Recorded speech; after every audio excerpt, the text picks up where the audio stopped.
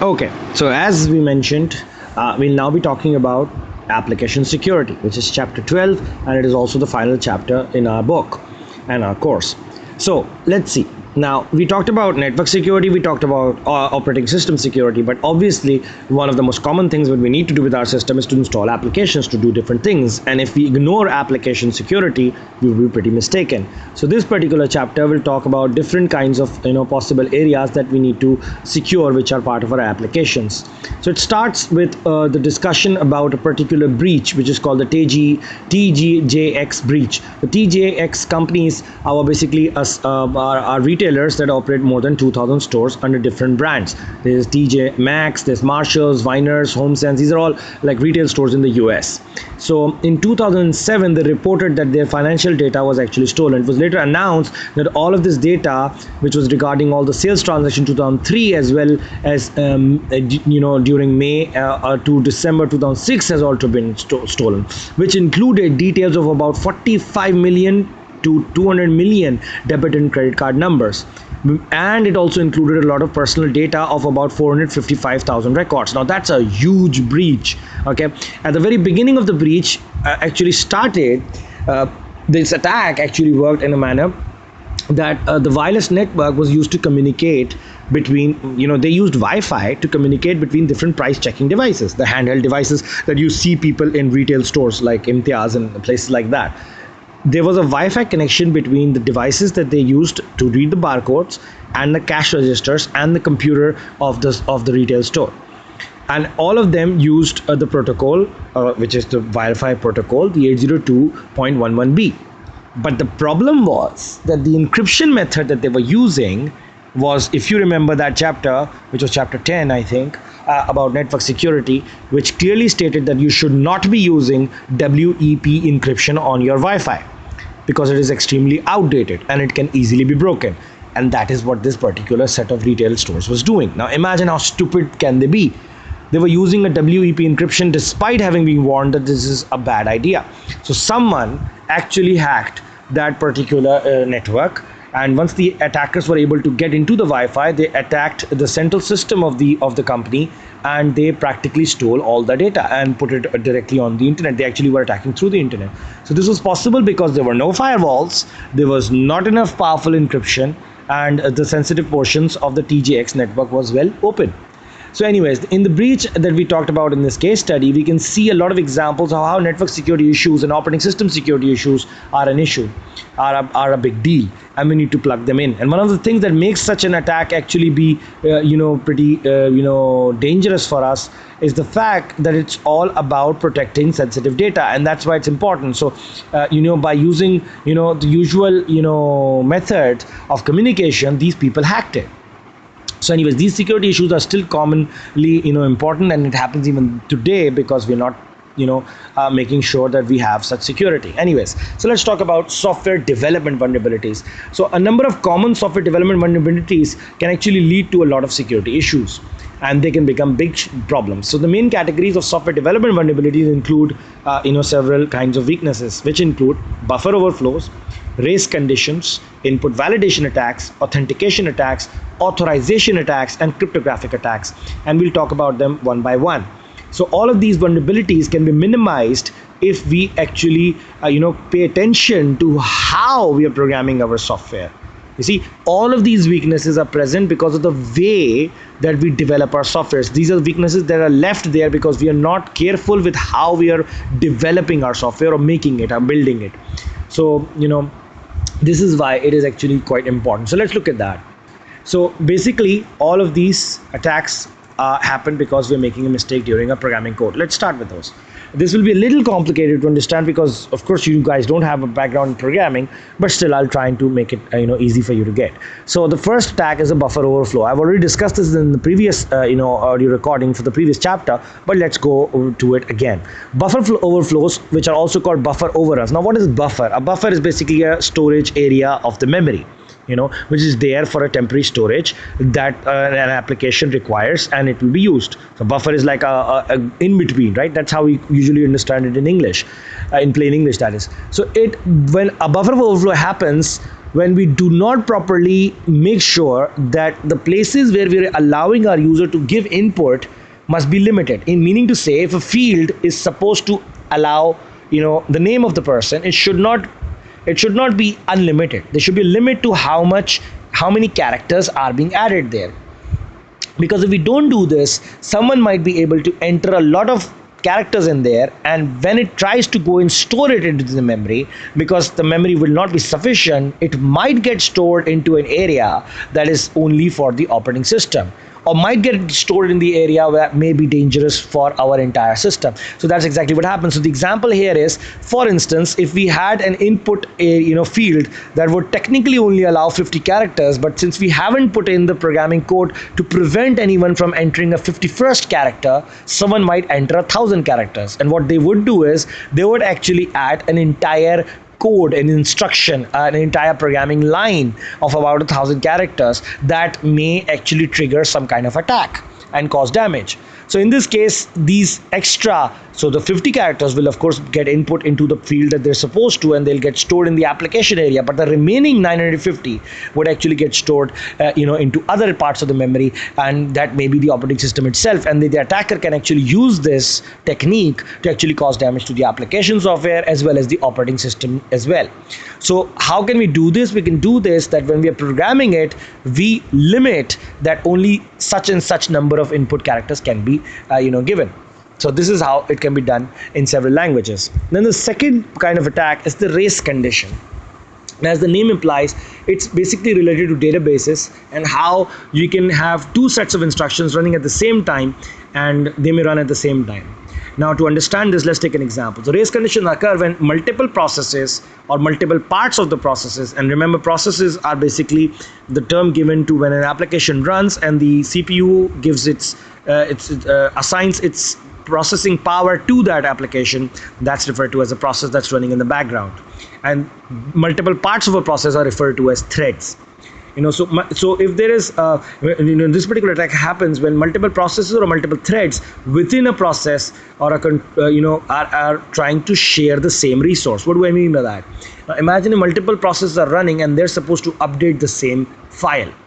So take an example. Let's say you go to the ATM and you try and withdraw $20 from the ATM. So what happens? The first step happens when as soon as you say I want $20 to you punch it in the ATM machine. So the ATM machine checks your account balance and it finds out, for instance, that you have $100, and it actually deducts $20 from it and says now you have $80 left and gives you the $20. It's pretty simple.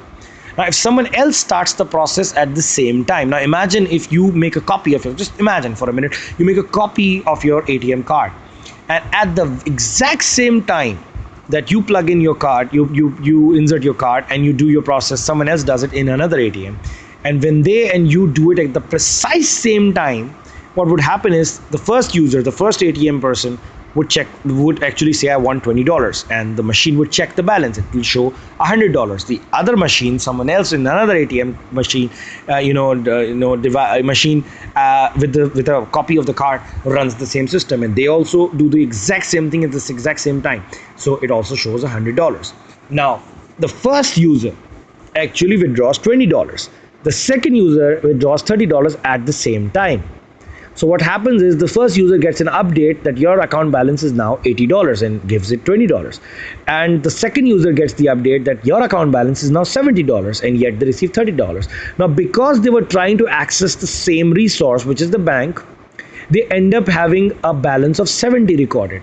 Where technically, now think about it, since you withdrew $20 from one ATM and 30 from another, so your account total should now be 50, not 70.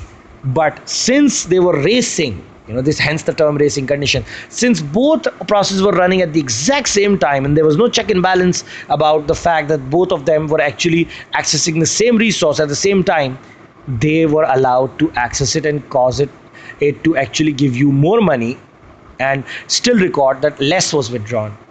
So this could be prevented by actually creating a simple method that every time you make an application, you prevent another process from accessing it. So every time an application requests the access for a particular resource, it controls it and it locks it. this is actually referred to in your databases, and you will study about it. This is called basically locking the resource. So it locks it and it protects it, and no other process is allowed to access it until that particular transaction is completed.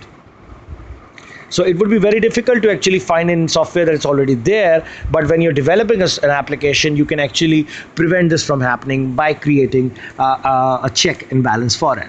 Now let's look at another kind of attack. The other kind of attack is an input validation attack. How does that actually happen? Now what happens is, if we are not careful with the kind of input that we allow in our fields, say for instance you have an online web form and you allow people to type in anything that they like, even say for instance it's a name field, you let them type anything, and let's say the phone number, you're letting them type anything. What happens is, there are some languages that actually use some characters as input. Say for instance, if you take the example of C and C++, symbols such as using the percentage and the F and percentage and N, percentage and P actually have a meaning in the programming language itself. So if somebody were to enter in the name field percentage F and percentage N and percentage P, they might use this to actually run a piece of code through the in the input field. The input field should only have allowed text. For instance, if it's a name field, it should only allow text. If it's a phone number field, it should only allow that, and it should specially not allow these special characters. Let me give you another example. Slashes, for instance, should not be allowed, or should be handled separately, because slashes have a different meaning in web programming and web scripting languages. Similarly, greater than and less than signs have a different meaning. So the attacker can easily use this to either crash your application or run a particular code by just entering it in your form. This is also referred to as an SQL injection. SQL is structured query language, and structured query languages are actually used to ask questions from a database. So I could write a whole SQL injection code and actually run it in a similar way.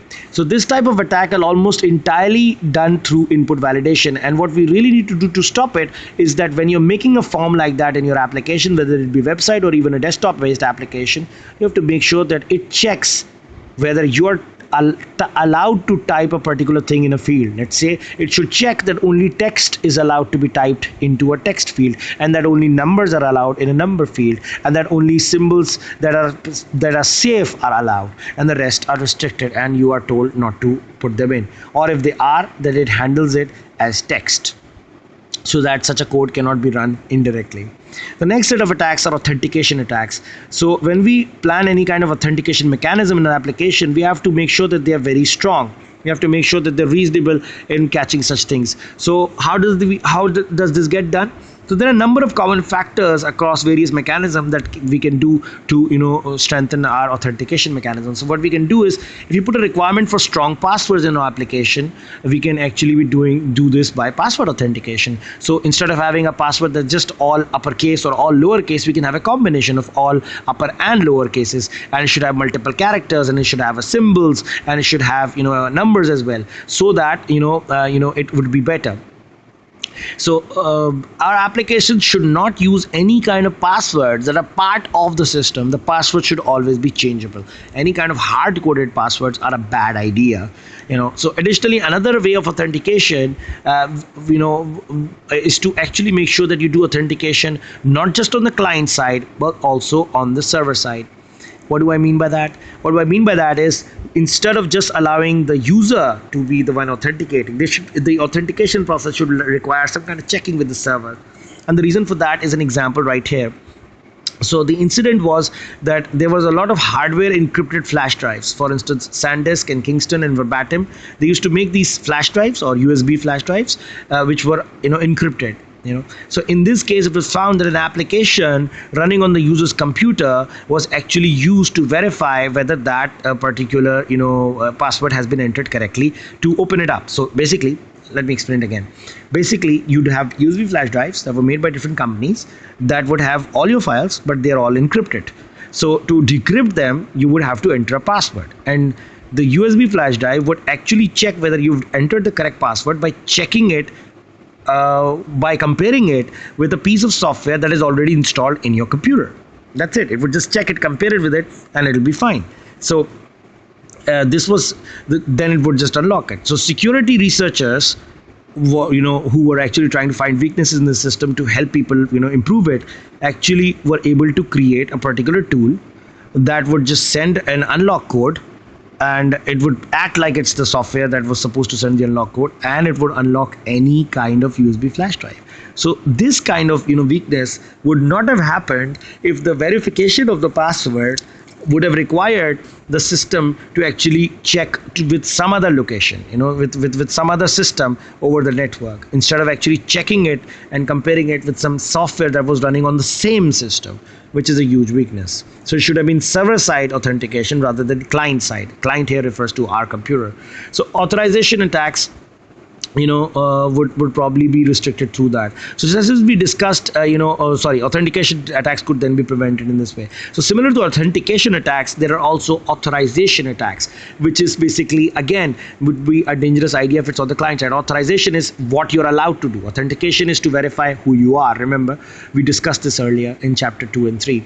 So any such processes that is performed in a space where it might be subject to some kind of attack is going to cause an authorization attack. So when we are authorizing a user for some activity, we should make sure we use the principle of least privilege. We don't give them full authority. We only give them the authority that they should be requiring to do a particular thing. That's it. No more, no less. Additionally, whenever a user or a process attempts an activity that requires certain privileges, it should check again whether those users are allowed. So for instance, if a user is trying to open a file, it should check, is the user allowed to open this file? Is the user authorized to do this? If a user tries to access a particular folder, it should check, is this user allowed to, and authorized to actually open up this folder?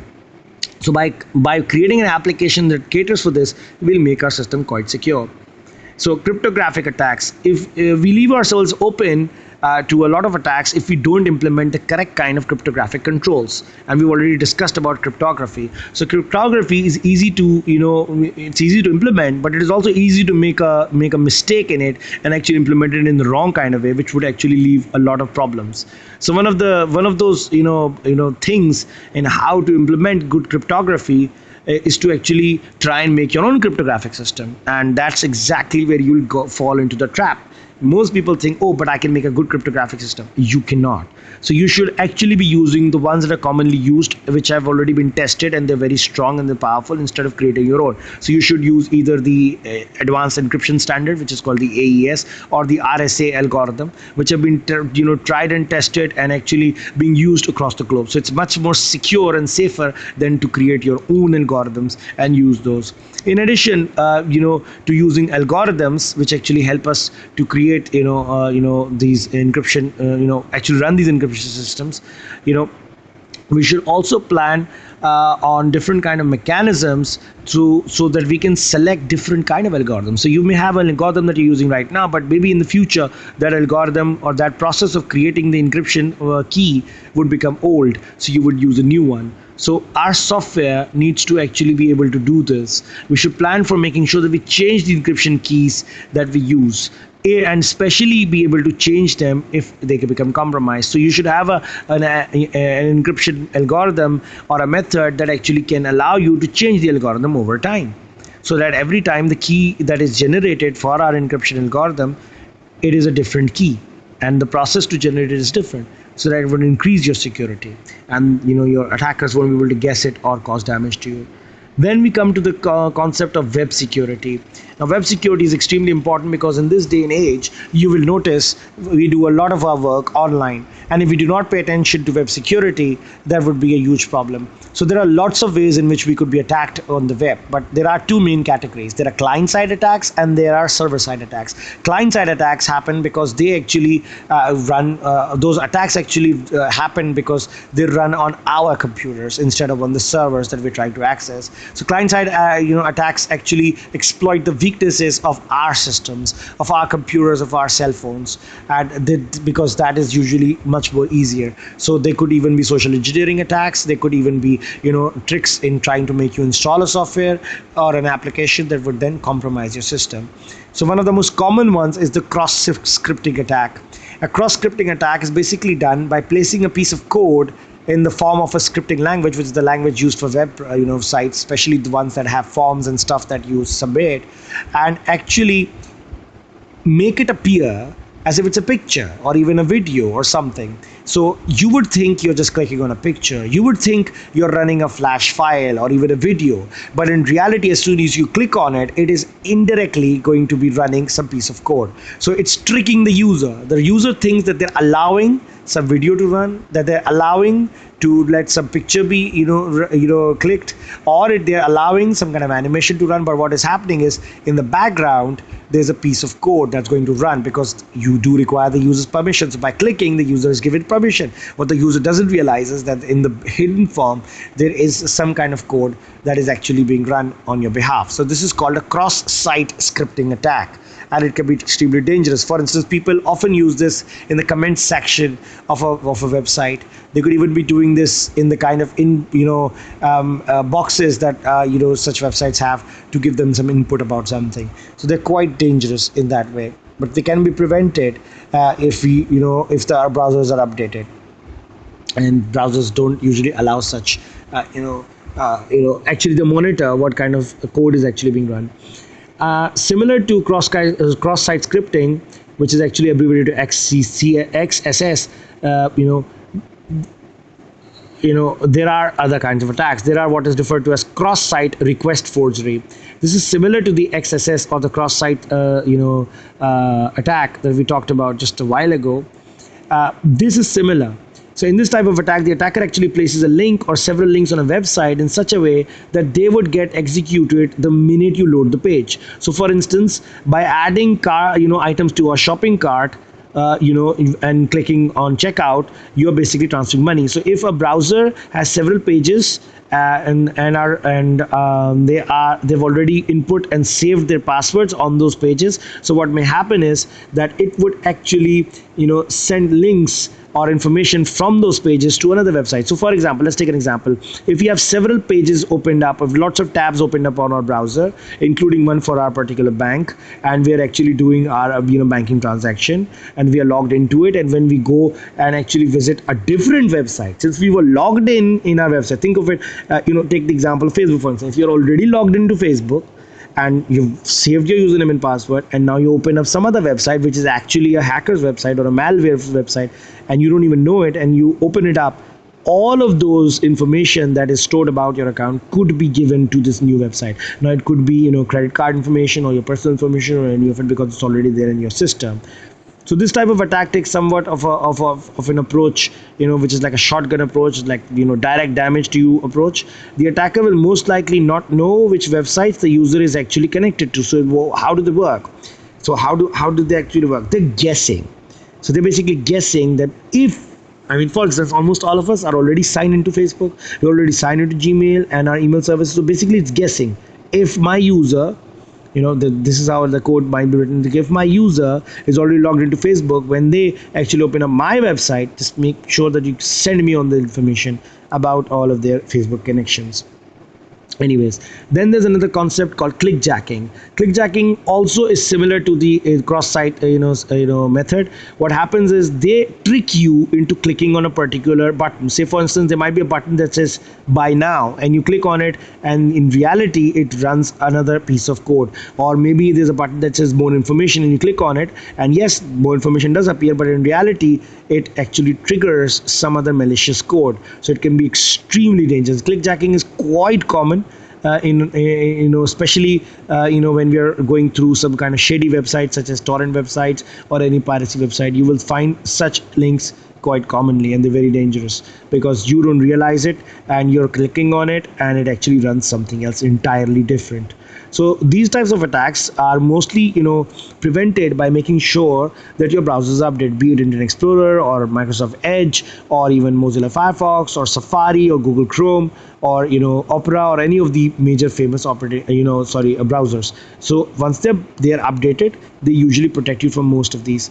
But because there are different new kinds of attacks coming up, you need to make sure that you prevent them all the time by making sure that you have patch software and that you have monitored for checking for any kind of unnecessary softwares being running. So it is also very important to know that most recent browsers and updates are much more secure. So making sure that browsers that you're running are updated, You should also do something else. You should also be using software like NoScript, which is right now available for Firefox, and it actually only allows those pieces of script. Scripts are the programming code that is written on a website. It only runs those particular programming codes that you allow. It doesn't run all of them. So this could be one way of protecting yourself.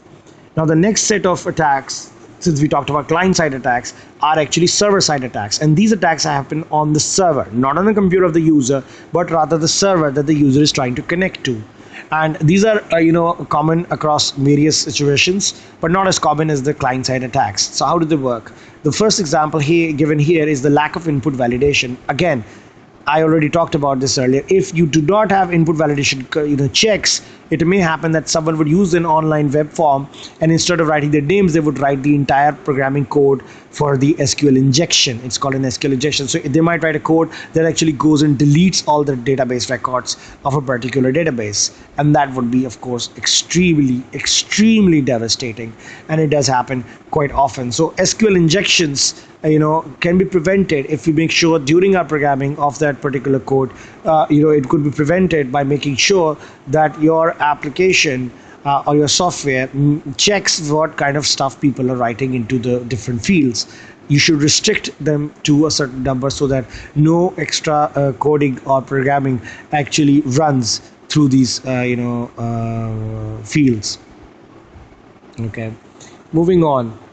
Then we have the concept of improper or inadequate permissions. Again, it cannot be stressed enough that if you give too many permissions to people, to web applications, or even to internet-facing applications, it could be extremely dangerous. For example, many web applications that make use of a database, that is almost all of them, there are lots of configuration files that usually also store the credentials of the application, which allow it to access the database. So if these files and directories that hold such properties are not secure, somebody might just access them. So somebody might just hack your system or is able to get into your system and take away the file that actually allows these several pieces to actually run on the web server. I mean, if that particular file that contains all the usernames and passwords, it could be easily be stolen and can be used to access various parts of the system in an unauthorized manner. So permissions need to be given, and you need to be restricted to find out what they are being used for. So if you had not kept them in this form, in an open file form, they would not be misused. So again, if those files actually contain your username, passwords, and somebody is able to access them because they are given some permissions, they would be able to access those files that contain those credentials. So likewise, the directories of our web servers, if we do not protect it, you may have noticed that several websites, if you just remove the different parts, say for instance a website says www.abc.com/user/something, so remove the part before the slashes and just say /users or /files, and it allows you access to them. This is because the directory structure is actually not protected, so you can actually access files that you shouldn't be able to access. So say for instance some teacher has uploaded some files and they've not protected the directory, you could actually remove the extra part and go to / say for instance says www.abcuniversity.com/teacher/quizzes/files. So the /files part should not be allowed access to you. When you open it up, it should say access not allowed, but if it's not protected, you can actually access it. Then similarly, there should not be any extra files on the web server. So during development, during our programming, we often leave those extra files that we may not require. Take another analogy for this. When you're making an application or making even writing a report, you make several copies of it. Some of them are partially complete, some of them not, and you might leave them on your desktop or somewhere else. Somebody might be able to steal them or make copies of them, or could cause you damage. So similarly, you should not be leaving any kind of files that you no longer are using. Another area of security is database security, and we've talked about it mostly in the web security area, but it is also important. Databases are very common, they're everywhere, and you have to make sure that you protect your databases quite a bit. So a number of issues can be dangerous if you do not protect our databases. Any kind of unauthenticated flaws in our network protocols could lead to causing damage to our databases. Similarly, any kind of authenticated flaws in our network protocols could be dangerous. Flaws in our authentication authentication protocols themselves, the protocols that allow you to authenticate who you are, can be dangerous. Any kind of unauthenticated access to the functionality of the database, where the files are being stored, where the usernames are being stored, where your data is being stored, can be dangerous. Any kind of code that can be run through the SQL elements, is going to be dangerous. Any kind of privilege escalation, in other words, somebody running a piece of SQL code to allow themselves to have more access than they already do, can be also be dangerous. So there are several protocol issues that we talk about here, which is on figure 12.2. Protocol issues are related to the databases as well. So we can look at our network protocols that are allowing us to communicate and talk to the databases. And what can happen is we may actually, of course, which will need some kind of credentials to use, to access. So in either case, there is often a possibility that there might be weaknesses there, which includes buffer overflows and stuff that we talked about earlier. So when we're dealing with protocol issues, we need to have a tremendous, defense here, very powerful, protection. So protocol issues may happen because of several reasons that we just talked about, which are listed in this diagram here. So what can happen is, to defend yourselves from it, you have to make sure that the protocols that you're using are, are up to date, okay, and that your database and your software is not old and it's patched, and the protocols that you're using are also good ones. Instead of using the non-secure ones, use the secure ones. So unauthenticated access is one of those weaknesses. When we give a user or a process any ability to communicate with our database, we are basically doing this by giving them, username, passwords, and credentials to access it. So we create a possibility of attacks, of security weaknesses through this. So we might accidentally be giving them some information. So to actually prevent this, we have to make sure that the credentials that we give them have limitations on them, that they're not allowed access to everything. So whatever username, passwords, or credentials that they're going to use to access the system or the database is not given complete control over it. They're not given access to everything in the database. They're only allowed access to what they really need. Then the concept of arbitrary code execution. So we can find a number of areas for security flaws in languages that we talked about. So generally they happen because of SQL, which I already told you is structured query language. So to prevent this, we have to protect and control what kind of stuff is given as input in different parts. So if we are able to control the buffer overflow issue that we talked about earlier, not allowing people to add in more data in a field, in a box, in a text field that we have in a form, then they should be entering. That would help us quite a bit. And preventing them from adding any kind of symbols or stuff that they shouldn't be adding in. Privilege escalation is one of the last categories that happens to database security issues. Is basically a kind of attack where they use different methods to give them more privilege or more authority or more authorization to access stuff. They do this again through SQL injections. They can actually enter code into different forms and actually give themselves more power than they actually have. So one of the more common SQL injections happens when we send the string or one dash equal to one dash as the input in the username field of the application. If the application has not filtered such things, if it doesn't restrict from one dash related stuff, it can actually give a particular user more access to things. So you basically have to, as a programmer, have to make sure that every field has various checks, that it prevents any kind of programming code to be entered into the name field or the phone number field or the address field or even the comments box. So protecting, making sure that such things don't happen will protect you in the long run. So there are lots of application security tools that we talked about earlier as well. There are sniffers that can also be useful here to protect you from various weaknesses and help you find weaknesses in the network as well as in the protocols. We talked about Wireshark to monitor the HTTP protocol. We talked about Microsoft's network monitoring tool to help you sniff stuff. This is also shown in figure 12.4. There are lots of web application analysis tools that help you analyze your applications, your websites, especially for SQL injection weaknesses and for cross-site scripting weaknesses. They should be really useful. There's also a set of tools called Nikto and Victo that also help analyze your web servers so as to check whether your web server is weak for any kind of client-side or server-side weaknesses. It is also important to note that web analysis tools that are not will actually not report all possible weaknesses. There might be some things that they miss, and they might even misreport some things as false positives. So this can happen. They can actually tell you that there are weaknesses even though there are none. So Nikto, the tool that we were talking about, is really good, but it's done only on Linux. So you can install the one that is for Windows, which is called Victo, that can help you find weaknesses in your system. It is easily available, so you can run them and find out weakness in your system. But remember that they may actually say that there's a weakness where there might not be one, so you should know that they might give you those false positives. There are other softwares, for instance the Burp Suite, which is a paid software. It is pretty expensive, it's about $300, but it also runs different web assessment products, tools, and actually finds out whether your system is weak against certain kind of attacks. There are also tools called fuzzers, which actually try and check for weaknesses that are not so common. This is also called fuzz testing.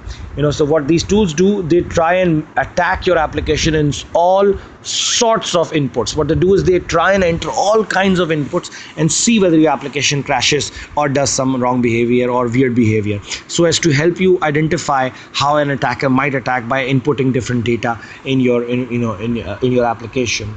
So these softwares are also pretty useful for that purpose. And so you notice that there are lots of screenshots in this chapter to give you an idea of how these softwares work.